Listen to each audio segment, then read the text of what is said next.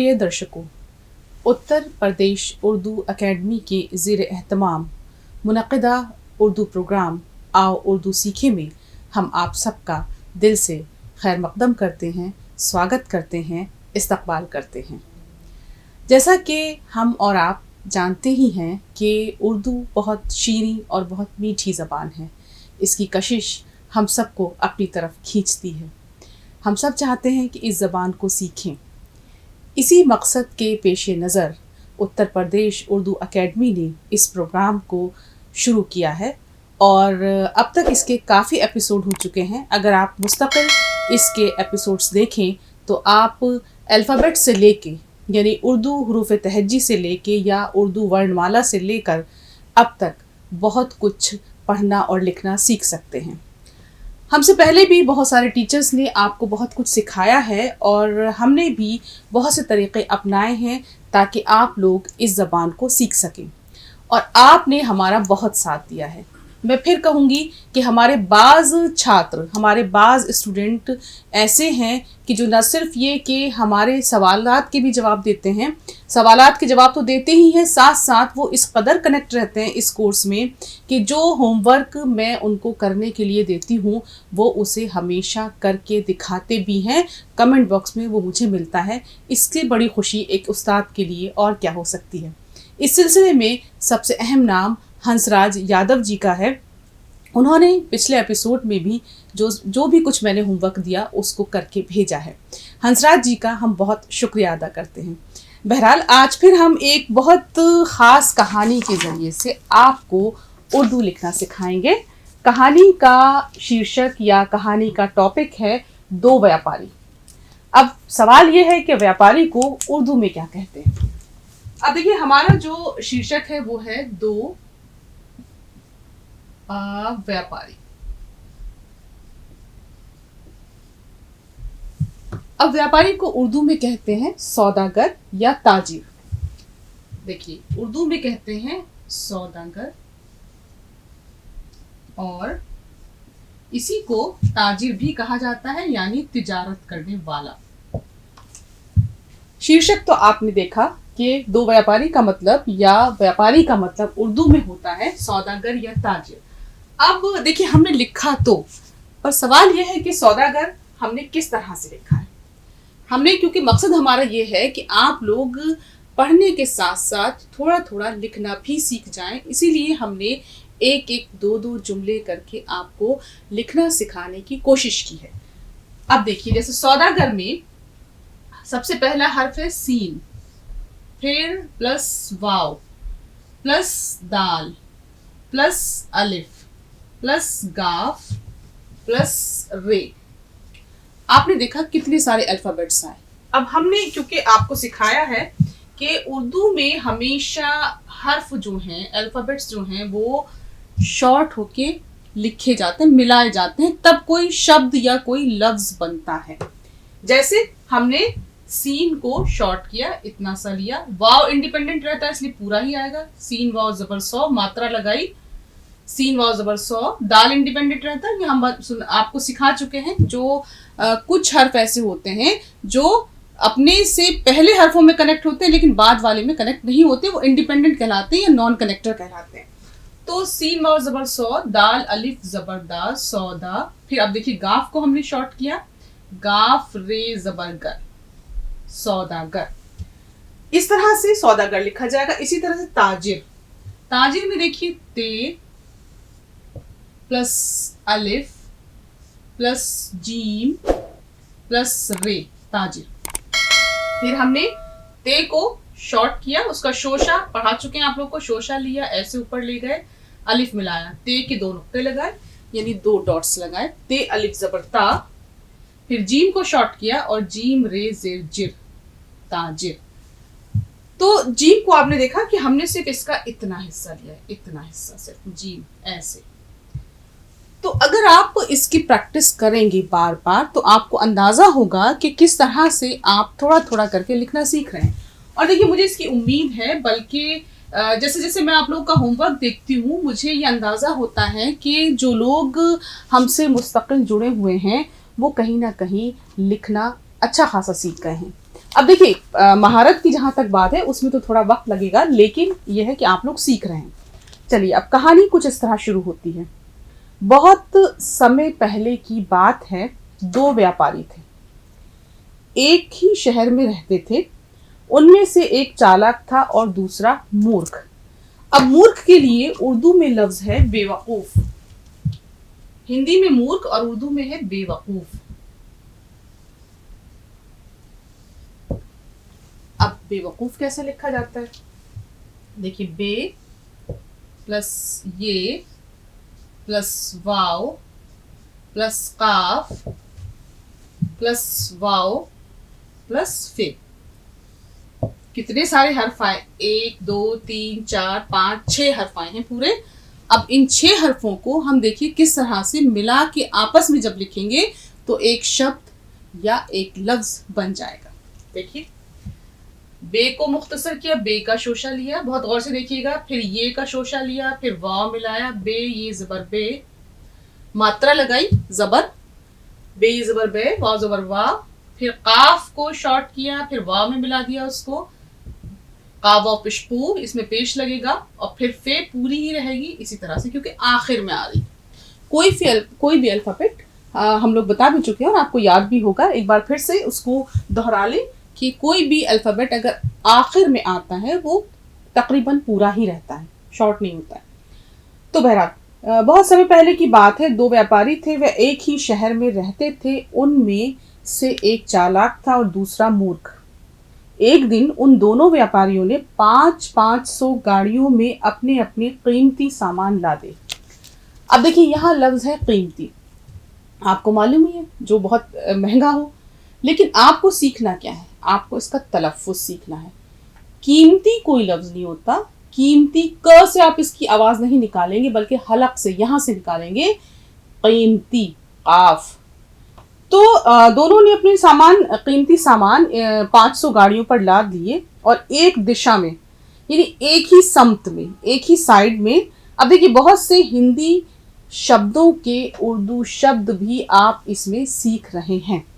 तो दोनों एक ही साइड में एक ही समय व्यापार करने के लिए निकले। व्यापार यानी तिजारत, यानी सौदागरी। तो ये अब देखिए कि तिजारत करने के लिए दोनों, यानी अपना बिजनेस करने के लिए दोनों एक ही समय में निकले। अच्छा, उनमें से एक व्यापारी जो था बहुत चालाक था। चालाक व्यापारी ने सोचा पहले जाने वाली गाड़ियों से सड़क समतल हो जाएगी।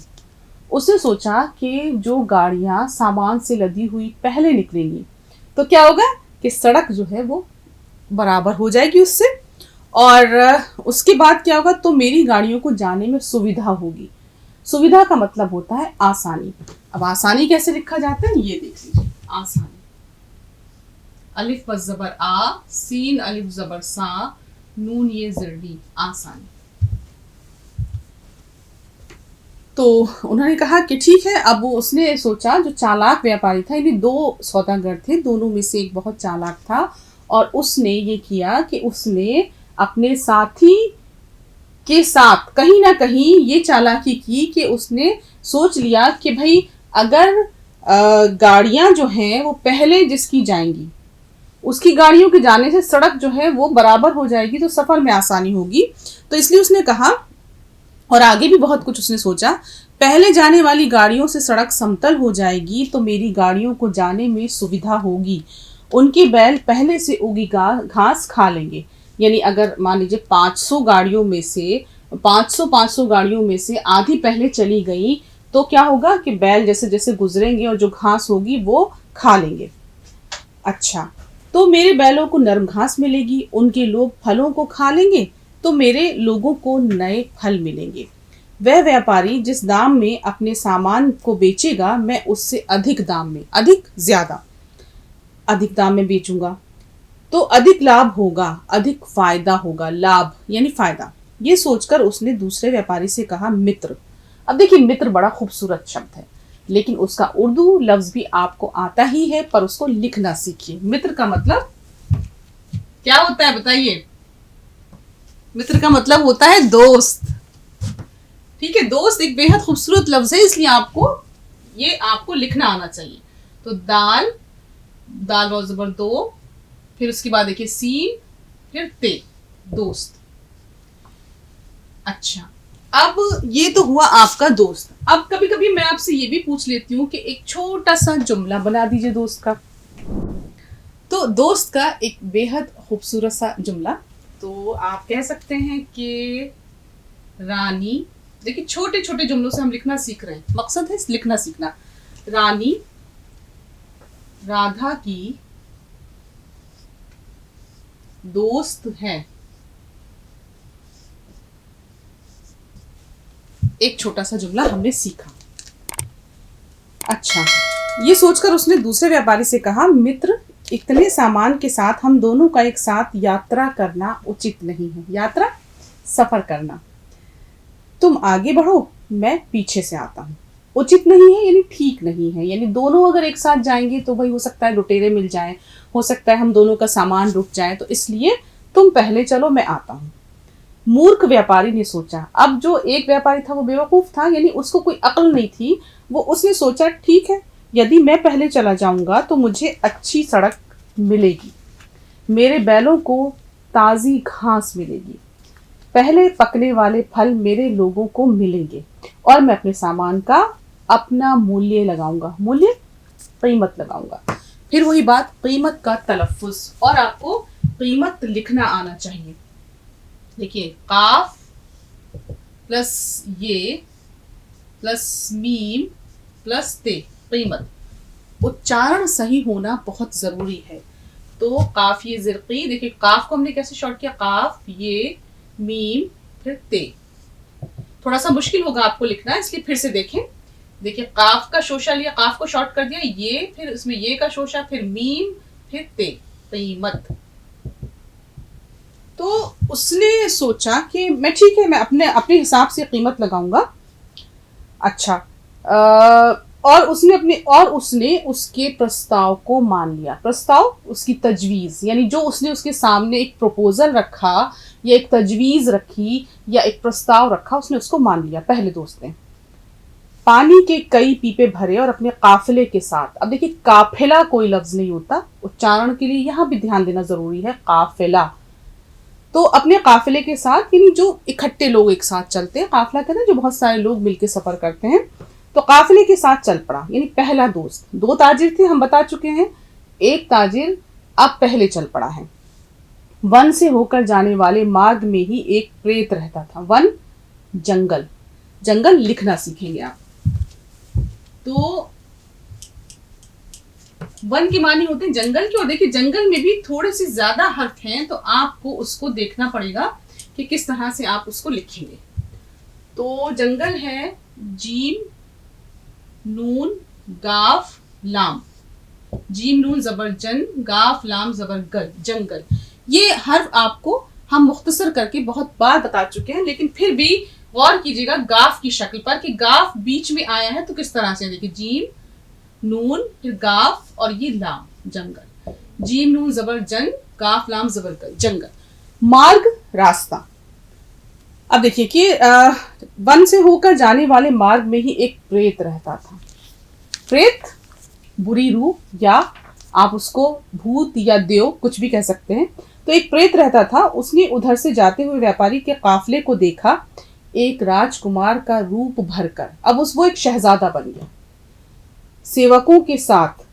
सेवक उसके जो खिदमतगार थे। अब यहाँ देखिए, सेवक आपको मालूम है, खिदमतगार मालूम है, लेकिन खिदमतगार का सही उच्चारण वही हलक से, खे की आवाज, काफ की आवाज हमारे हलक से निकलती है।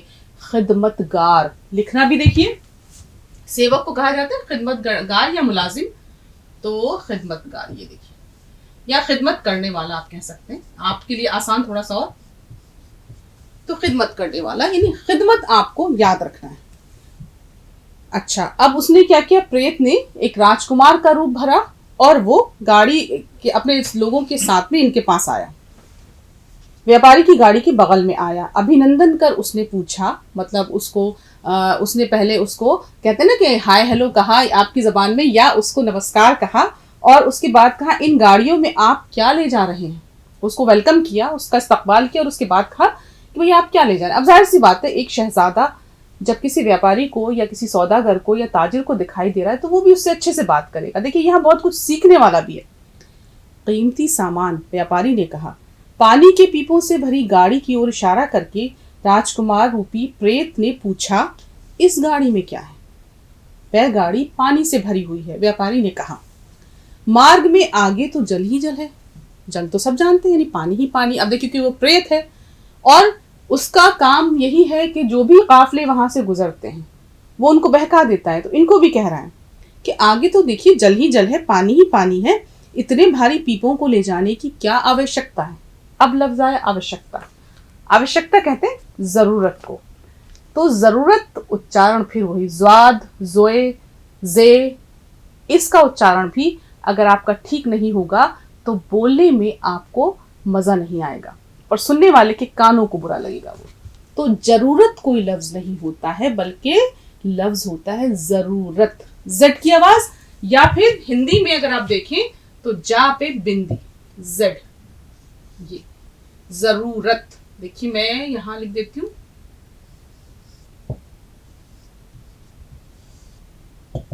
जरूरत। उच्चारण पर जरूर ध्यान दें। अच्छा, उसने कहा कि इतने भारी पीपों को ले जाने की क्या जरूरत है, जल फेंको और तेजी से आगे बढ़ो। ये कहता हुआ प्रेत अपने सेवकों के साथ चला गया। व्यापारी ने अपने पीपे खाली किए। अब देखिए ये क्योंकि व्यापारी जो है बेवकूफ था, अहमक था, इसको अक्ल नहीं थी, इसने क्या किया, अपने पानी के बर्तन खाली कर दिए और तेजी से आगे बढ़ने के लिए अपने आदमियों को आज्ञा दी, इजाजत दी। पानी के बिना शीघ्र ही सब थक गए, पर उन्हें दूर दूर तक कहीं जल के दर्शन नहीं हुए। अब देखिए पानी अपना तो फेंक दिया, लेकिन क्या है कि सब लोग थक गए और दूर दूर तक उन्हें कहीं पानी नजर नहीं आया। अब सूर्यास्त होने पर, यानी सूर्यास्त जब हुआ, जब यानी सूरज जब गुरूब हो गया, सभी लोगों ने अपनी अपनी गाड़ियों को किसी तरह एक गोलाकार में खड़ा किया, बैलों को खोला और स्वयं बेहोश होकर गिर पड़े, क्योंकि पानी तो कहीं मिला नहीं। अब ये आगे बढ़ते गए, फिर बड़ी मुश्किल से एक जगह रुके और वहां सब बेहोश हो गए। रात होने पर प्रेत ने आकर सबको खा लिया, मात्र गाड़ियां बची रह गई। अब देखिए ये होता है जब आदमी दिमाग नहीं लगाता है। तो आप उर्दू तो सीख ही रहे हैं। उत्तर प्रदेश उर्दू एकेडमी का मकसद आपको न सिर्फ ये कि जबान सिखाना है, बल्कि हमेशा ध्यान रखिए कि साहित्य किसी भी जबान का हो, लिटरेचर या अदब किसी भी भाषा का हो, वो हमें बहुत सारी अच्छी वैल्यूज, जिसे उर्दू में कहते हैं अक़दार, अच्छी अक़दार भी सिखाता है, अच्छी वैल्यूज भी सिखाता है।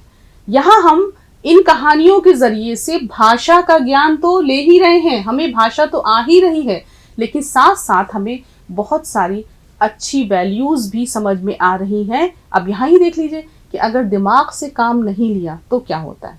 प्रेत ने सबको खा लिया, सिर्फ गाड़ियां रह गई। काफले के गुम हो जाने की सूचना शहर तक पहुंच गई। सूचना, इत्तला। अब इत्तला कैसे लिखा जाएगा ये भी देखिए।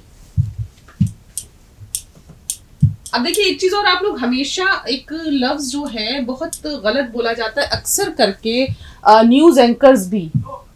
इत्तला तो फिर भी ठीक है, तोय से है, लेकिन खबर या खुलासा, लोग कह देते हैं खबर, खुलासा, तो आपको इसका भी ध्यान रखना है। 6 सप्ताह के पश्चात 500 गाड़ियों का चालाक व्यापारी अपने काफले के साथ चला। अब उसके बाद जो है वो अगला व्यापारी, यानी ये तो इनको तो प्रेत खा गया और ये सब लोग उसकी भेंट चढ़ गए। अब जो चालाक वाला व्यापारी था, दूसरा व्यापारी था, वो चला 6 सप्ताह के बाद, पश्चात बाद में। अच्छा, अपने काफले को लेके चला। उन लोगों ने ढेरों पानी के पीपे अलग अलग गाड़ियों में लाद रखे थे। प्रेत के स्थान पर पहुंचते ही चतुर व्यापारी ने अपने आदमियों से कहा, यहाँ कुछ भी खाना पीना नहीं, सभी कुछ विषैला है। विषैला जहरीला, जहरीला कहते हैं जो जिसमें जहर हो। अब जहरीला का तलफ्फुज भी आपको याद रखना है और लिखा कैसे जाता है ये भी देखना है, जहरीला। तो उसने मना किया, वो क्योंकि वो चालाक था कि उसने कहा भाई देखो अब तुम इसको यहाँ पे कुछ मत खाओ, क्योंकि यहाँ सब कुछ जहरीला है। वन के बीच पहुंचने पर राजकुमार रूपी प्रेत अपने सेवकों के साथ प्रकट हुआ। उसकी सुर्ख लाल आंखें देखकर व्यापारी ने मन ही मन विचारा, विचारा यानी ख्याल किया, क्योंकि देखिए ये व्यापारी जो है वो अक्लमंद है, ये अपने दोस्त की तरह से मूर्ख नहीं है। वो समझ गया कि कुछ गड़बड़ है जब प्रेत एक शहजादे की शक्ल में उसके सामने आया। इस अजनबी की कोई परछाई नहीं है, उसने पहचान लिया कि इसकी परछाई नहीं है। हो ना हो ये प्रेत ही है जिसने मूर्ख व्यापारी को मार दिया। मुझे थोड़ी चतुराई से काम लेना चाहिए। तभी उसने पास आकर पानी फेंकने की सलाह दी। ये प्रेत फिर आया इनको बेवकूफ़ बनाने के लिए कि भैया पानी फेंक दो और आगे तो बहुत पानी है। व्यापारी ने कहा, हमें तुम्हारी सत्यता का पता है। सत्यता, सच्चाई। अब देखिए सच्चाई में तशदीद का इस्तेमाल, यानी एक हर्फ जब 2 बार पढ़ा जाता है तो किस तरह से लिखा जाता है। देखिए सीन, इसके ऊपर तशदीद, अलिफ, फिर हमजा, फिर छोटी ये। अब सच्चाई, क्योंकि सीन चे को हमने शॉर्ट किया इस तरह से, सीन चे जबर सच, चे अलिफ जबर चा, हमजा ये जेर ई, सच्चाई। तशदीद हम आपको पढ़ा चुके हैं, एक बार फिर से रिवीजन हो जाता है क्योंकि लफ्ज इस तरह का आ गया है। तो अब देखिए उसने कहा, राजकुमार बन के जो प्रेत आया था उससे कहा, हमें पता है कि तुम क्या हो, हमें तुम्हारी सच्चाई मालूम है। हम लोग पानी मिलने पर ही पानी फेंकेंगे। कहा कि जब रास्ते में कहीं पानी मिलेगा तभी हम पानी फेंकेंगे। इस उत्तर से आश्चर्यचकित होकर प्रेत चला गया। आश्चर्यचकित यानी ताज्जुब में होकर। इसके लिए जो हर्फ है या इसके लिए जो लफ्ज है वो है या शब्द है ताज्जुब में पढ़कर। तो ताज्जुब मैंने आपको बहुत बार सिखाया भी है। इस तरह से देखिए, ते और एन की यहाँ शक्ल देखिए, ताज्जुब। तो किस तरह से एन जो है उसकी शक्ल होती है जब हम उसे किसी भी लफ्ज में बीच में लाते हैं। तो ताज्जुब में पड़ गया प्रेत और चला गया। तब व्यापारी के आदमियों ने कहा, श्रीमान हमें उसकी सलाह ठीक लगती है। अब देखिए जो आम लोग थे उन्हें लगा कि भाई ठीक ही है, इतना सारा हम पानी लेके चल रहे हैं तो क्यों इतना बोझ लेके चले। उन्होंने कहा कि हमें ठीक लगा, हम इसको पानी को फेंक दें, हल्के होकर हम लोग तेजी से आगे बढ़ सकते हैं।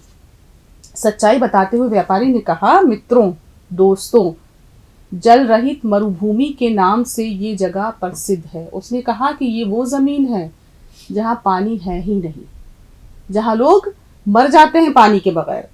ये जगह इसीलिए प्रसिद्ध है, मशहूर है। जिसे हमने देखा वह राजकुमार नहीं, प्रेत है।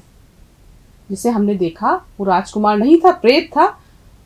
अपना जल फेंकने के बाद हम लोग थककर बेहोश हो जाएंगे और फिर वह हम सबको मार डालेगा। दूसरे व्यापारी को अवश्य ही इसने मूर्ख बनाया होगा, इसलिए चलो तेजी से आगे बढ़ो। अब देखिए यहाँ क्या सबक मिल रहा है, यहाँ हमें क्या वैल्यू, ये सबक या ये जो पाठ है ये हमें दे रहा है, ये कहानी हमें क्या सिखा रही है कि हमेशा दिमाग से काम लेना चाहिए। तो एक तरफ तो हमने बहुत सारे हिंदी शब्दों के उर्दू शब्द सीखे, कुछ शब्दों को लिखना सीखा, कुछ अल्फ़ाबेट्स को हम किस तरह मिलाते हैं ये भी सीखा। उसके बाद हमने एक अच्छी वैल्यू भी सीखी कि अगर हम कहीं भी जाते हैं, हम चाहे सफ़र में हो, हम चाहे ज़िंदगी की दौड़ में हो, पर दिमाग से काम लेना ज़रूरी है। थोड़ी दूर चलने के बाद थकने पर सबने खाना बनाकर खाया। अब देखिए यहाँ बहुत सारे हर्फ वो मुरक्कब हरूफ भी आए हैं, जैसे खाया, खे, इस तरह से घास। मैंने जैसे खे अलिफ जबर खा, तो काफ प्लस 2 चश्मी है मिलकर बनती है खे। और जब हम खाया लिखेंगे तो खे अलिफ जबर ख, मात्रा लगाएंगे जबर की, ये अलिफ जबर या, खाया। तो आपने देखा कि किस तरह से हम बीच बीच में जो मुरक्कब हरूफ हैं वो भी सीख रहे हैं। अच्छा, थोड़ी दूर चलने के बाद थकने पर सबने खाना बनाकर खाया। जब पशु और काफिले के लोग आराम करने लगे, पशु जानवर, व्यापारी अपने कुछ साथियों के साथ तलवार लेकर रात भर पहरा देता रहा। प्रातः होने पर व्यापारी अपने सामान को 3 गुना अधिक दाम पर बेचने में सफल हो गया। सफल, कामयाब, और कामयाब होकर अपने शहर लौट आया। अब यहाँ सवाल ये पैदा होता है कि हमने देखिए पढ़ा कि 2 दोस्त थे, दोनों गए तिजारत करने के लिए, सौदागरी करने के लिए। एक ने अपने दिमाग से काम नहीं लिया, दूसरे ने दिमाग से काम लिया और वो कामयाब होकर लौटा। तो ऐसे में इस कहानी से हमें क्या सबक मिलता है, ये कमेंट बॉक्स में आप लिखेंगे। और साथ ही साथ इन 2 हरफों के जुमले भी बना के लिखेंगे। मैं लिख रही हूं यहां पर,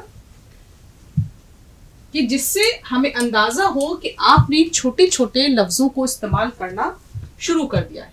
पहला हर्फ लिख रहे हैं हम सौदागर, आपके इसी सबक से। दूसरा लफ्ज, हर्फ नहीं बल्कि लफ्ज, दूसरा लफ्ज हम लिख रहे हैं कामयाब। आप लोगों को इन दोनों लफ्जों के जुमले बनाकर मुझे कमेंट बॉक्स में लिखना है।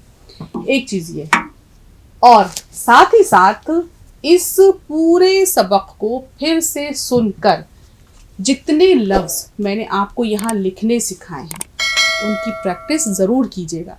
क्योंकि देखिए, हमारी एकेडमी यानी उत्तर प्रदेश उर्दू एकेडमी की जो ये कोशिश है वो आपसे ही कामयाब है। जब आप हमारा साथ देंगे तभी हम अपने इस प्रोग्राम को और ऊंचाइयों तक ले जा पाएंगे।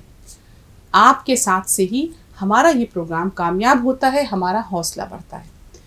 तो हम सब आपका शुक्रिया अदा कर ही नहीं सकते, सिर्फ ये कह सकते हैं कि इस ज़बान को सीखने के लिए आपने जिस तरह का ताउन या कॉपरेशन हमें दिया है, उसके लिए हम यही कह सकते हैं कि एक दिन वो आएगा कि आपको ये भाषा पूरे तौर से आ जाएगी और आप कहेंगे फिर खुद, उर्दू है जिसका नाम हम ही जानते हैं दाग, सारे जहां में धूम हमारी ज़बां की है।